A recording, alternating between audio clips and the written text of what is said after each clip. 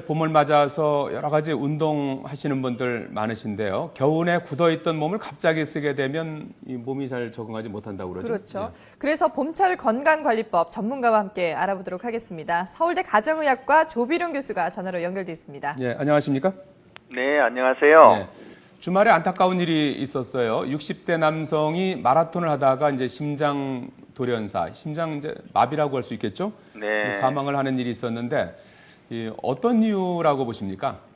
예, 제일 많은 건 이제 질병 때문인데요. 네. 사실 45세 이상, 특히 60세가 넘어가게 되면 아무리 평소 때 운동도 하고 건강하시던 분이라도 이런 문제들이 심장의 문제, 뭐 주로 협심증이나 심장 마비 이런 것 때문인데 이런 문제들이 올 수 있기 때문에 꼭 한 번씩 정기적으로 문제가 없는지 확인을 할 필요가 있습니다. 예. 근데 이 심장 질환까지는 아니라 하더라도 무릎 관절의 고통을 호소하는 분들도 봄철에 또 유독 많다고 하더라고요. 원래 사실은 봄이 되면은 겨울보다는 관절이나 이런 것들이 훨씬 상태가 좋아지거든요. 네. 예, 그런데도 오히려 이 봄이 되면 더 불편해하는 이유들이 겨울에는 추우니까 잘 사용하지 않다가 네. 봄이 되면서 많이 사용해지는데 그 정도가 갑자기 늘어나다 보니까 이런 일들이 많이 발생하는 것 같아요. 그렇군요. 예, 지금 이제 저희가 표가 나오고 화면에 있습니다. 표를 보여드리고 있는데 1, 2월에 비해서 3, 4, 5월이 확연하게 좀 이게 많이 높아지는 걸 볼 수가 있거든요. 예, 그렇습니다. 아무래도 이제 봄철에 등산도 많이 나가시고 활동량이 많아지기 때문이겠죠? 그렇죠. 예. 요즘 근데- 들어서 이제 봄이 이제 돼서 그런지 몸이 더 무겁고 뭐 좀 졸리고 피곤하다 이제 이런 것 호소하는 분들이 많습니다. 네네. 이게 이제 뭐 만성 피로라고 봐야 되는 겁니까? 어떤 겁니까?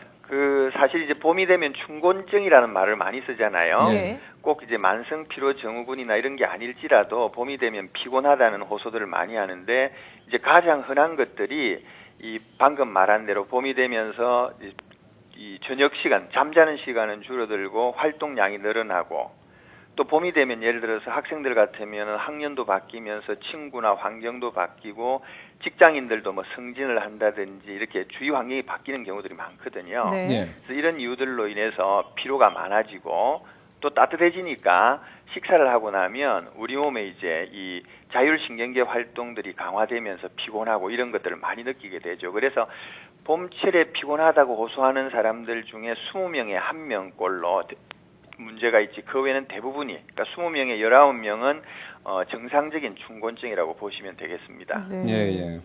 근데 이걸 그러면 본인이 어떻게 좀 이 구별을 할 수 있을까요? 춘곤증과 만성 피로. 예, 어느 정도 가능한 의사들이 보통 왔을 때 이제 구분을 하는 방법이 네. 이제 충분히 쉬거나 그러면 좋아지는지 이걸 제일 먼저 확인을 해요. 아, 예. 네, 일반 춘곤증이라면은 특히 이제 점심 식사하고 나서 졸리는데 한 30분 졸고 나면 좋아져요. 예. 네. 이런 내용이면 괜찮은 거고요. 그게 아니라 요즘은 잠을 충분히 잘라 그래도 안 되고 술도 줄이고 했는데도 계속 피곤하다라는 이제 증상이 나오게 되면 혹시 질병이 아닌지. 그리고 만성 피로 증후군 같은 경우는 몸에 열이 난다든지 아니면 몸무게에 변화가 있다든지 이런 다른 증상들도 보통은 예. 이제 같이 동반하기 마련입니다. 예. 요즘 주변에 보면은 감기 환자도 많은 것 같아요. 네.